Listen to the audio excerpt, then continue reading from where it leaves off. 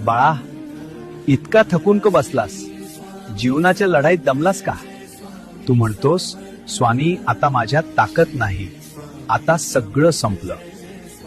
पण अरे वेड्या, तुझ्यातली ताकद तुला दिसत नाही, पण मला ती स्पष्ट दिसते. तू जेव्हा रात्री एकटाच रडतोस तेव्हा तुझ्या डोळ्यातले अश्रू पुसायला मीच असतो. तू जेव्हा मनातल्या मनात तुटतोस दिवसला सारायला मीच उभा असतो. तुला वाटतं सगळं संपलं, रस्ता बंद झाला, पण खरं तर बाळा, ही नव्या अध्यायाची सुरुवात असते. पण त्या तुला मजबूत करण्यासाठी जायचं आहे. फक्त एक गोष्ट लक्षात ठेव, हार मानू नकोस, विश्वास सोडू नकोस. आज नाही तर उद्या तुझ्या आयुष्यात प्रकाश नक्की येईल. तू पडशील तरी उचलायला, तू रडशील तरी समजवायला.